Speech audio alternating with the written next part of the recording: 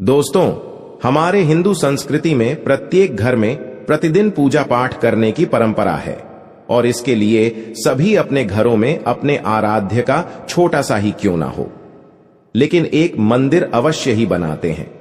नियमित पूजा पाठ करने से न केवल मानसिक शांति मिलती है बल्कि पूरे घर में सकारात्मक ऊर्जा भी व्याप्त हो जाती है।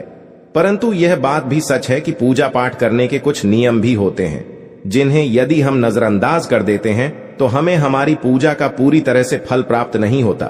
पूजा करने के नियम प्राचीन काल से ही चले आ रहे हैं, जो कि एक ठोस धरातल पर आध्यात्मिक और वैज्ञानिक दोनों ही दृष्टिकोण से ध्यान में रखकर बनाए गए हैं। इसलिए हमें इन नियमों को बिल्कुल भी अनदेखा नहीं करना चाहिए। ऐसा ही एक महत्वपूर्ण नियम है घंटा नाद, यानी कि पूजा करते समय हम जब घंटी बजाते हैं उसे बजाने के लिए शास्त्रों में कुछ नियम निर्धारित किए गए हैं। शास्त्रों में देवताओं के सामने घंटी बजाने का बहुत अधिक महत्व बताया गया है, जिसे हम इस कृष्ण श्लोक के द्वारा समझ सकते हैं। आगम अर्थम तु देवानाम, गमन अर्थम तु राक्षससाम, घन्नत्ता रावम, करोम्य अदो देवता आह्वाना लांछनम। इसका अर्थ है कि घंटी बजाने से देवताओं का आगमन और राक्षसों का गुमान होता है, और जो घंटियां राक्षसों से हमारी रक्षा करती है उसे हमारा नमन है। तो चलिए दोस्तों, जान लेते हैं कि पूजा करते समय जब हम घंटी बजाते हैं तो उसके पीछे क्या कारण है, घंटी को बजाने के क्या नियम है, और पूजा के वक्त घंटी बजाते समय होने वाली गलतियां कौन सी है जो हमें भूलकर भी नहीं करनी चाहिए। दोस्तों, क्या आपने कभी अपने घर के मंदिर में रखी हुई घंटी को ध्यान से देखा है? अगर आप ध्यान से देखेंगे तो आपको घंटी के ऊपरी हिस्से पर, यानी जहां से हम इसे पकड़ते हैं, उस पर गरुड़ बना हुआ दिखाई देता है। अंततः घर पर जो हम घंटी इस्तेमाल करते हैं उसे गरुड़ घंटी कहा जाता है। पूजा करते समय गरुड़ घंटी का उपयोग भगवान को आमंत्रित करने अर्थात भगवान का आवाहन करने के लिए किया जाता है, जिससे एक सुंदर ध्वनि से भगवान का आवाहन करने का आभास होता है। जब हम विधि विधान से पूजा करते हैं तो उसमें घंटी का उपयोग अवश्य रूप से करते हैं। पूजा संपन्न होने पर आरती करते समय विशेष रूप से घंटा नाद होना चाहिए, नहीं तो हमारी पूजा आदि अधूरी मानी जाती है।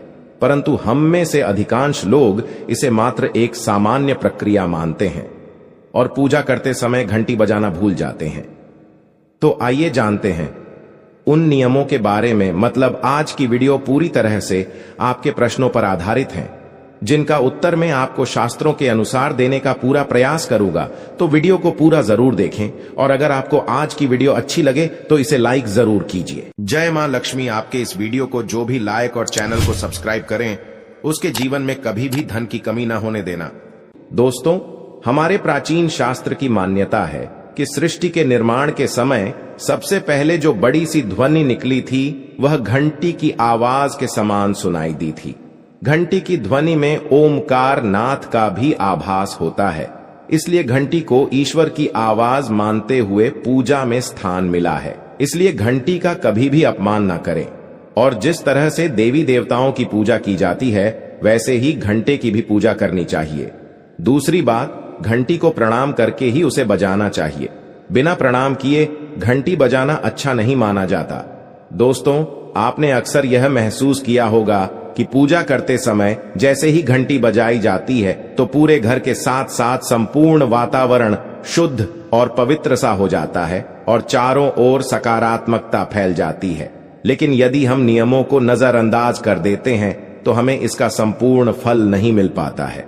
दोस्तों, अधिकतर लोग पूजा संपन्न होने पर केवल आरती के समय ही घंटी बजाते हैं, लेकिन यह भी ध्यान रखें कि भगवान को जल अर्पण करते समय, धूप दीप लगाते समय, नैवेद्य अर्पण करते समय घंटा नाद करना चाहिए।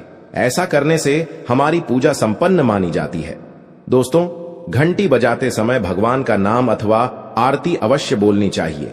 1 या 2 मिनट ही क्यों ना हो, परंतु प्रतिदिन सुबह शाम घर में घंटी अवश्य बजानी चाहिए।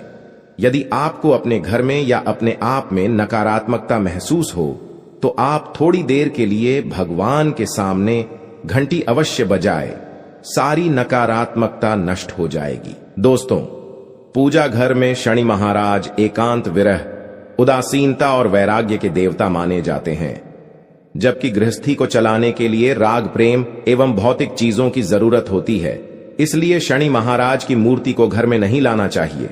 दोस्तों, सबसे पहले बात, दीपक और धूपदान की भारत की परंपरा मिट्टी से जुड़ी हुई है। इसीलिए मंदिर में पारंपरिक मिट्टी का दीपक अवश्य होना चाहिए। अगर आप मिट्टी का दीपक नहीं रख सकते हैं तो धातु के दीपक का उपयोग करें। अगर भगवान में आपकी आस्था ज्यादा हो तो आप उपला रखकर गुड़ और घी का धूप भी दे सकते हैं। ऐसा करने से घर में सुख शांति बनी रहती है। दूसरी चीज, घर के मंदिर में स्वस्तिक अवश्य होना चाहिए। या तो आप इसे रोली से बना लें, क्योंकि स्वस्तिक आपके घर की शक्ति, सौभाग्य, समृद्धि और शुभता का प्रतीक माना जाता है। यही मुख्य कारण है कि कोई भी शुभ कार्य करने से पहले स्वस्तिक का चिन्ह अवश्य बनाया जाता है। तीसरी चीज है कलश। भगवान श्री कृष्ण कहते हैं, कलश सुख और समृद्धि का प्रतीक है। अपने मंदिर में रोली कुमकुम से स्वस्तिक बनाकर उस पर मंगल कलश अवश्य रखें। ऐसा करने से घर में सदैव समृद्धि बनी रहती है और ऐश्वर्य की प्राप्ति होती है। चौथी चीज, बहुत ही कम लोग जानते हैं कि शंख की उत्पत्ति समुद्र से निकले 14 रत्नों के साथ हुई थी। इसी कारण से शंख मां लक्ष्मी को अत्यंत प्रिय है। शंख की ध्वनि से सकारात्मक ऊर्जा का भी संचार होता है।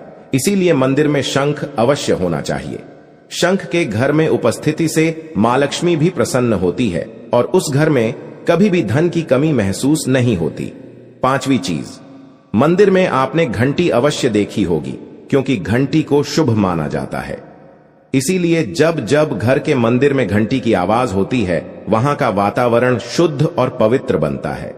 जिस घर में पूजा के दौरान घंटी बजाई जाती है, उस घर के आसपास की सभी नकारात्मक शक्तियां दूर हो जाती हैं और साथ ही सुख समृद्धि के द्वार खुलने लगते हैं। तो यह हैं वे वस्तुएं जिन्हें घर के मंदिर में जरूर रखनी चाहिए। आइए अब जान लेते हैं कि घर के मंदिर में कौन सी चीजें कभी नहीं रखनी चाहिए। सबसे पहली चीज, गणेश जी की मूर्ति। घर में कभी भी गणेश जी की मूर्ति 3 अथवा 5 ऐसी विषम संख्या में ना रखें। अपने मंदिर में गणेश जी की केवल 2 मूर्तियां रखें। इसे शुभ माना जाता है। अगर आप अपने मंगल की कामना करते हैं तो गणेश जी की मूर्ति मुख्य द्वार पर अंदर की तरफ मुख करके लगा ले। कई लोग ये गलती करते हैं कि मुख्य द्वार पर गणेश जी की मूर्ति बाहर की ओर मुख करके लगा देते हैं, जिससे उन्हें काफी नुकसान का सामना करना पड़ता है। अगर आप चाहे तो मुख्य द्वार के दोनों ओर लगा दें या फिर मुख्य द्वार के अंदर की ओर लगाइए, लेकिन बाहर की ओर कभी भी नहीं लगानी चाहिए। दूसरी चीज, टूटे हुए चावल। अपने मंदिर में कभी भी टूटे हुए चावल ना रखें। इसके साथ ही पुराने चढ़ाए हुए चावल अधिक समय तक ना रखें। यह नकारात्मक ऊर्जा फैलाते हैं। यह बात भी ध्यान रहे कि आप मंदिर में रखने वाले चावलों का इस्तेमाल हल्दी में भिगोकर ही करें।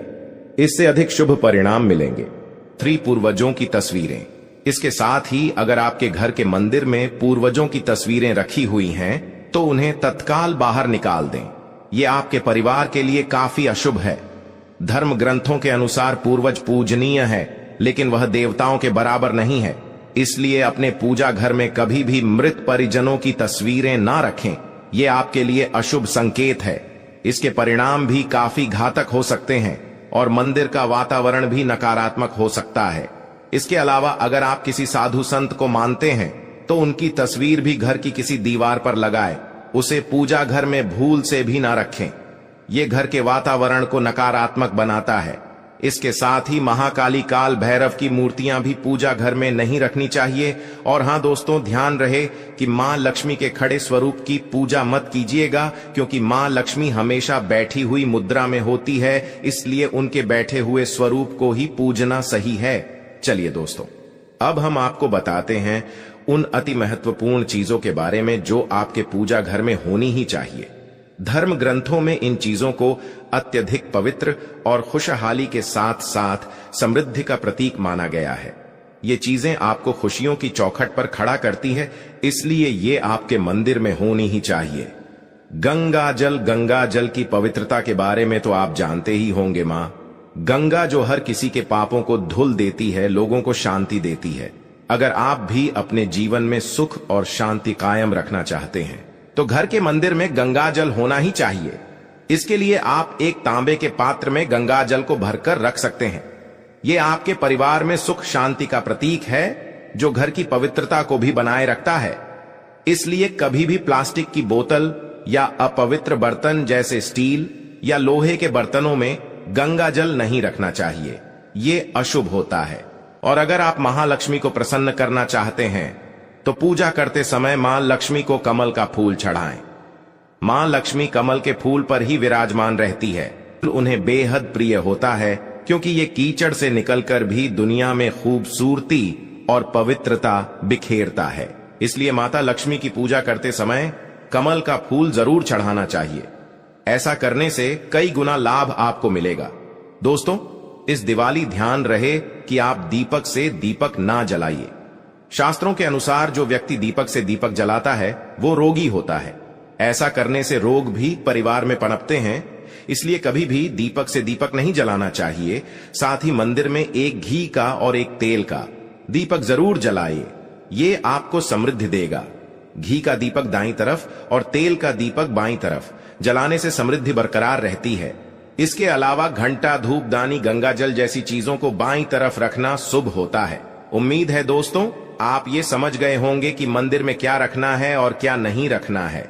वीडियो पसंद आई हो तो वीडियो को लाइक करके शेयर कर दीजिए।